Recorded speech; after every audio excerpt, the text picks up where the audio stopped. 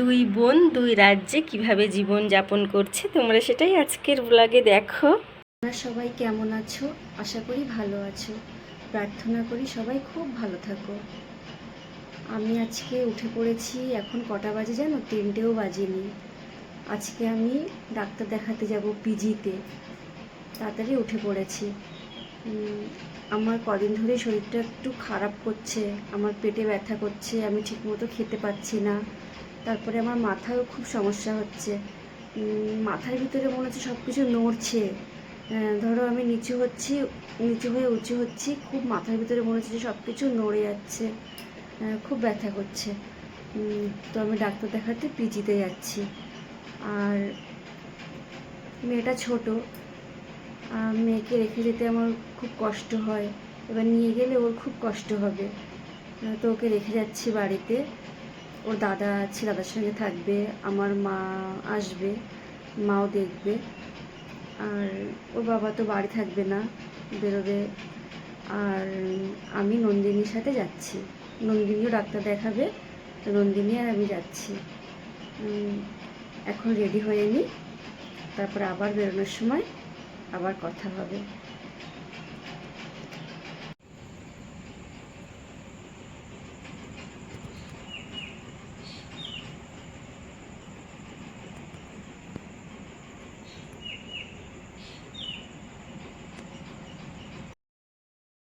আমরা এখন চলে এসেছি স্টেশনে। দেরি হয়ে গেছিলো তো অমিত পৌঁছে দিয়ে গেল। এখন স্টেশনে পৌঁছে গেছি। বাড়ি থেকে বেরিয়ে আর মানে কথা বলা হলো না, স্টেশনে পৌঁছে গেছি।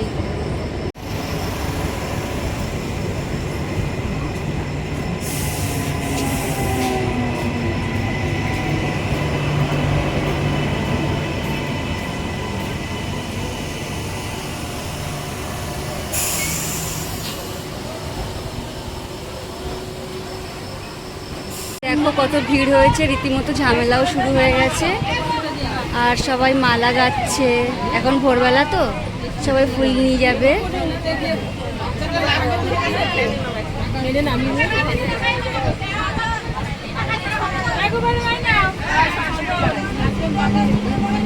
কত ভিড়। এখন 4:20 বাজে।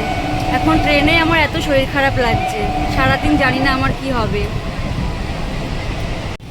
আমরা শিয়ালদাতে নেমে এখন বাসের জন্য অপেক্ষা করছি। আর ভীষণ শরীর খারাপ লাগছে।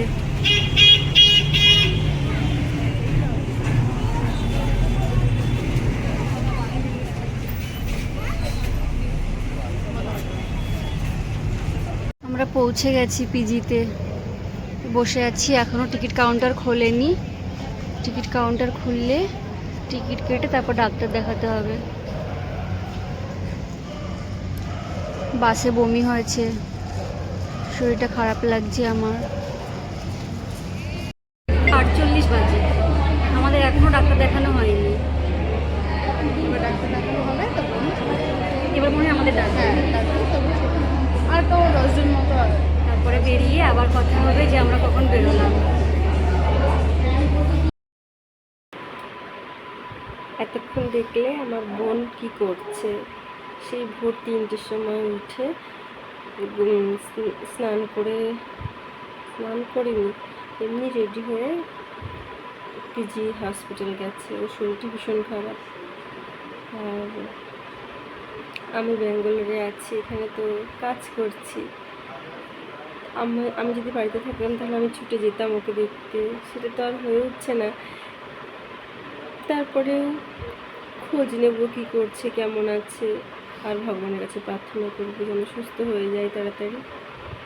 আর সারাদিন তো অনেক কাজ আছে, সেগুলো তো কিছু দেখাতে পারিনি। তবে এখন যে জিনিসটা বানাচ্ছি সেটা তোমাদের দেখাবো, তোমরা দেখতে থাকো আর সাথে থাকো। আমাদের দুই বোনের জীবন তোমাদের কেমন লাগে অবশ্যই কমেন্ট করে জানিও। আমাদের দুই বোনকে কেমন লাগে সেটাও কমেন্ট করে জানিও। চলো দেখতে থাকো। সকাল হয় আর কত কাজ শুরু হয়ে যায় সবার জীবনে, বলো। যে এখন আমার এই ভিডিওটা দেখছো সেও কোনো কাজ করতে করতেই হয়তো দেখছে। তো নিজেদের জীবন দিয়েই বোঝো প্রতিটা মানুষ কত ব্যস্ত, কত কাজ করছে। আর এই যে ব্যস্ত কাজ করছে এটাকে ঈশ্বরের আশীর্বাদ হিসেবে নিতে হবে। কারণ যাদের হাতে কাজ নেই, যারা বসে বসে সময় গুনছে, সত্যি তারা কিন্তু অনেক কষ্টে আছে। আমরা যে কাজ করছি, একটা কাজ শেষ করতে না করতে আরেকটা কাজ করছি, আর প্রচুর কাজ আছে হাতে, ভাবতে হবে ঈশ্বর আমাদের আশীর্বাদ করছে। এটা ঈশ্বরের বড় আশীর্বাদ যে আমরা কাজ ফুরাতে পারছি না, আমাদের রাত হয়ে যাচ্ছে, আমরা ঘুমিয়ে পড়ছি, কিন্তু আবারও কাজ থেকে যাচ্ছে যেটা আমরা কালকে গিয়ে করব। তো আমরা ঈশ্বরের আশীর্বাদ প্রাপ্ত সন্তান, ঈশ্বরের সন্তান। তো দেখো আমি কথা বলছি তোমাদের সাথে, আমি যখন আম কাটছিলাম, অনেকগুলো আম কাটছিলাম, বড় বড় আম, তো তখন আমি ভিডিওটা করতে পারিনি, কোনো একটা কাজের জন্যই করতে পারিনি। কারণ ভিডিওটা যে করবো সেটার জন্যও তো একটু সময় লাগবে, তাই না? তো যাই হোক, আমি আম কাটলাম যখন, তখন সময় পাইনি। তারপরে আমটাকে সেদ্ধ করে নিলাম, মানে একদম সামান্য ওই 1 কাপ জল থেকেও মানে অর্ধেকেরও অর্ধেক জল দিয়ে আমি ওই হালকা নুন দিয়ে বসিয়ে দিয়েছিলাম। আস্তে করে সিটি একবারও পড়েনি, তখনই অফ করে দিয়েছি যাতে ওই জলটা বেরিয়ে আসে। তো তাতে আমার আমটা ভালোভাবে সেদ্ধ হয়ে গেছে। পরে ঠান্ডা হয়ে গেছে প্রেশার কুকার, তারপর খুলে দেখছি যে হালকা জল বেরিয়েছে, তখন বসিয়ে আবার সিটি দিয়ে নিয়েছি। তাহলে জল যেহেতু অল্প দিয়েছিলাম, ওই জন্য কিন্তু আমি সিটিটা প্রথমে দিইনি, যে শুকিয়ে যাবে, লেগে যাবে। জলটা বেরিয়ে গেছে, এর পরের বার আবার সিটিটা দিয়েছি। তারপরে আমের এই যে দানা না, কিন্তু ওগুলো দেখে যে মনে হচ্ছে আটিটা কাটা গেছে, আটির ভিতরে নরমটা বার করে নিয়েছি। আর ওই যে শক্ত যেটা আছে ওটা আচার খাওয়ার সময় যদি মুখে পড়ে বেশ ভালো লাগবে, তাই জন্য ওটা রেখে দিয়েছিলাম। তারপরে ওই যে আমের যে শাঁসটা বার করে নিয়েছি, ওটা কড়াইতে দিয়ে তার মধ্যে গুড় দিয়েছি। সেটাও ভিডিও দেখাতে পারিনি, আমি মুখে বলে দিচ্ছি, তোমরা শুনে না। গুড়টা দিয়েছি, দিয়ে ভালোভাবে জ্বালিয়েছি, বেশ অনেকক্ষণ ধরে জ্বালালাম, দেখলেই তো।